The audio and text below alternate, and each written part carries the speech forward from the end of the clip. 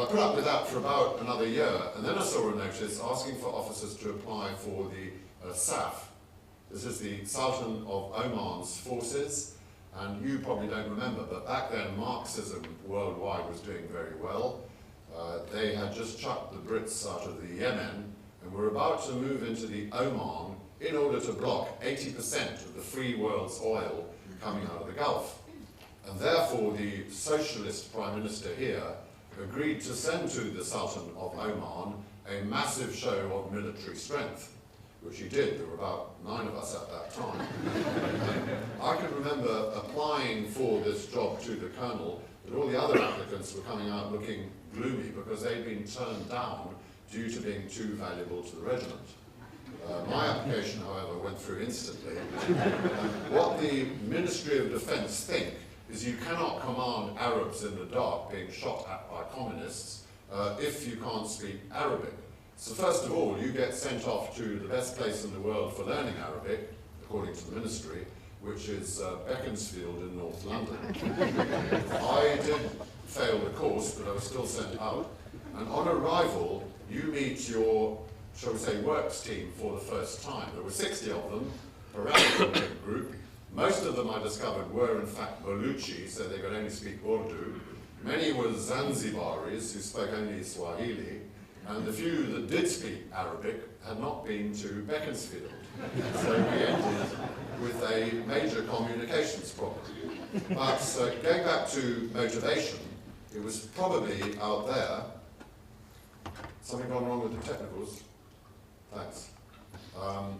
This is the navy of the Sultan of Oman. Doesn't like it if I press it there, maybe, yeah, that's better. This is the army. It's actually my reconnaissance platoon, normally very well disciplined. On this occasion we were about to attack Rakhut held by machine guns, and they were apprehensive as well as seasick. This is one half of the Sultan's Air Force. Photographed, obviously, from the other half.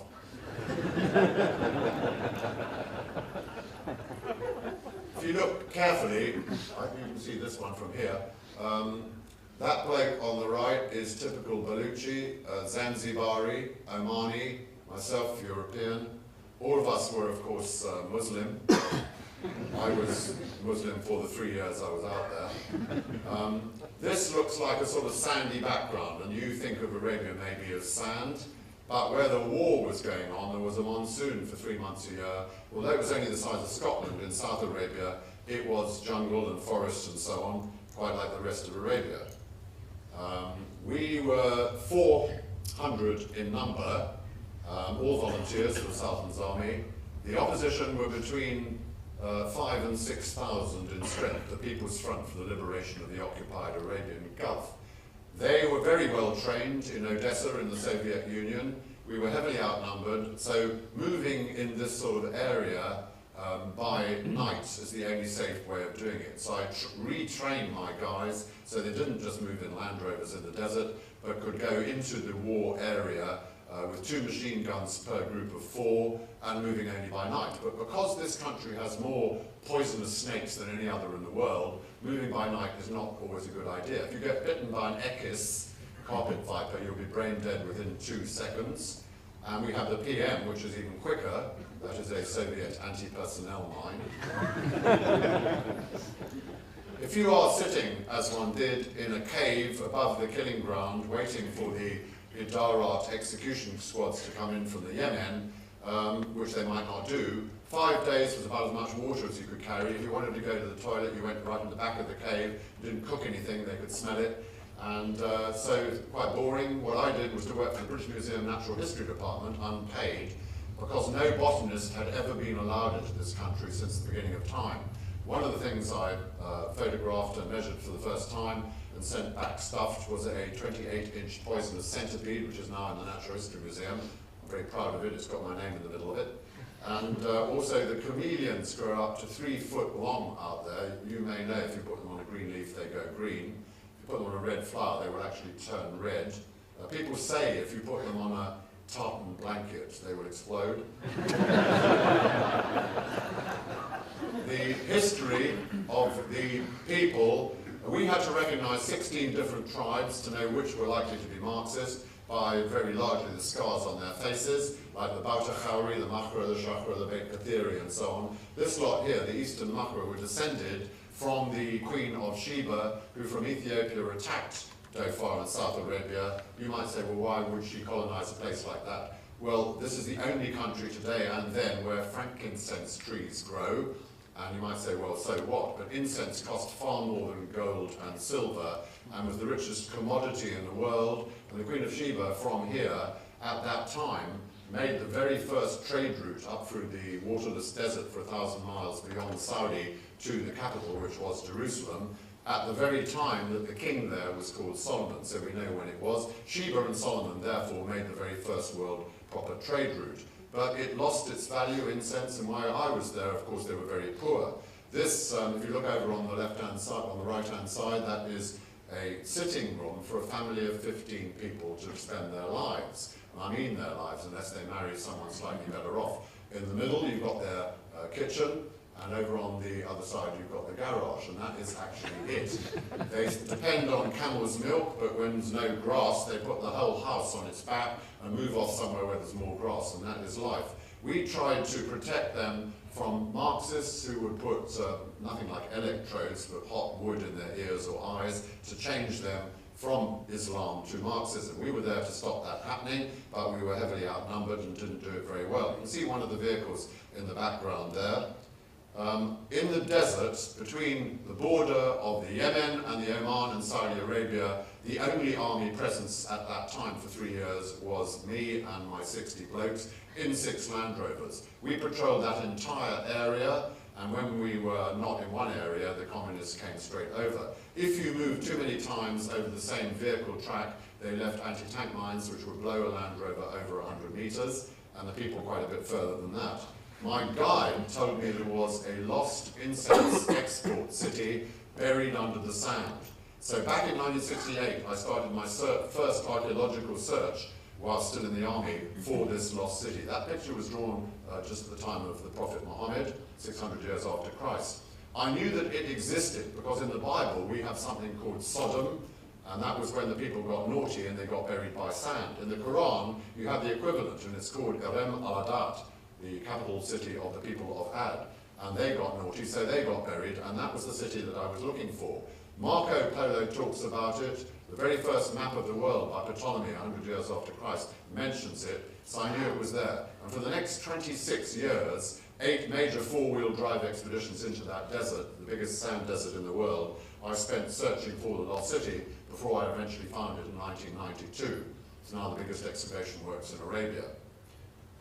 I had to leave the Sultan's army, not because I wanted to, but because I was posted from the British Army, and I'd spent 8 years, which was the maximum you could have if you hadn't gone to Sandhurst because you hadn't had A-levels. So I found myself as a civvy suddenly in London trying to get a job. I had a CV which explained I was expert at leading 3 tanks in an easterly direction. I had no job offer for 6 months. I got married, I needed to make a living. And the only thing which I had in the army been taught to do, which had a commercial application, was teaching Scottish soldiers how to ski, canoe, climb. The reason I was doing that was because otherwise they got bored and beat each other up in the naffy, because they were bored stiff because the Soviet army never bothered to attack. Now that was all paid for, the adventure training, by the taxpayer, but now as a civvy, of course, there was no taxpayer for my expedition, so the new word was, and still is, totally sponsorship. Now, at that time, my new wife, I'd made her into my business partner, because I didn't have to pay her. And we made new rules for this new business, one of which was we would never do an expedition in a cold country, because hot roads are easier, and if you're setting out, you should take a line of least resistance. Secondly, as I mentioned earlier, we would never pay anybody anything at any time, nor have a bank account. That way we could not go bankrupt. Well, those rules set out fine, and we started very unambitiously and gradually got more ambitious as the sponsorship came in. Just to give you 2 examples in the early 12 years of 20 expeditions, one was the first ever ascent of the longest river in the world, the Nile, 4,000 miles, using in 1968 these hovercraft, which were two-seaters. They were in the Guinness Book of Records as having the world record of hovering without a breakdown for 8 hours around a gravel pit in Peterborough. So they're obviously the right model for the Nile. They had 3 motorbike engines capable of lifting them 2 centimetres off the surface. We actually took 9 months to complete that journey, partly because there's quite a lot of 3 centimetre obstacles en route. Just another at random expedition, I think early 70s, we were asked as a group by Edinburgh High Command of the British Army to send a group of 4 to Vancouver, because British Columbia were having their centenary. They'd only been a province in Canada 100 years, and because all their explorers who discovered the country had been Scots, they wanted, as part of the centenary, somebody from Scotland to do the first ever journey from their northern border with the Yukon, 2,500 miles down the roughest rivers in the world through the Rockies and the forests to their Vancouver border with the United States. I was asked to lead it because I was on the Army Reserve at that point, in return for which they promised me a support Land Rover BER. I later discovered that meant beyond economical repair. They said if I went up to Edinburgh, I could select out of 600 people in the regiment the best 3. But when I got there, I discovered they were all posted to Ireland apart from the cooks. So the choice was not good. But I found a very fine Scotsman called Joseph Skavinsky. And the 3 of them were given a total of 6 weeks annual leave. We took 8 months, so they were not popular when they got back. One of the reasons for this bad scheduling is because none of us had been on rough water before, and yet the ministry would only give us training rights on the Thames at Henley. So when we got to Canada, our learning curve was very steep. This is one of thousands of uncharted rapids. If you look carefully, you will see a rock up top left. That causes a hydraulic wave below it, 20 foot high. The boats from Guildford are 18 foot long. 3 people in each boat. You can only see one. The other 2 obviously don't like the view, but they are inside there. On this particular rapid, you've got to stay up top, away from the rock. Down in the bottom left, you've got a 20-foot drop into a whirlpool. Not good. That boat, unfortunately, one of 4, went too close to the hydraulic, was turned over in it, and we found their bodies a mile downstream. This could have been a big problem, but luckily it was only the BBC film crew. The early 70s, we had a big problem in our, shall we say, business, because fashion changed. And I don't know about you, but with us, if you have a change in fashion, you've got to respond very quickly, not slowly. And my boss, who is the boss of an expedition leader? Obviously, it is my literary agent. If I have a plan, I don't waste time on it until the agent says, yes, that's a good plan, I can sell it to the BBC, New York Times, and so on. If he can, then I can go to someone like, shall we say, James Dyson, who will give me £500,000 because he's going to get huge logo awareness and PR. And that is the business circle in which we always operate. And at that time, my agent in New York warned me that the media there, and fashion changes there before it comes to Europe, were no longer interested in hot expeditions like what we've been doing. They only wanted cold polar ones. So we would have to switch. So my wife, Ginny, my late wife, she said, well, we've got to start ambitiously to become polar people. At that time, we had spent an entire winter in Glasgow, but obviously we had a lot of training to do. So we immediately thought, what would be ambitious? And she came up with the idea of doing the first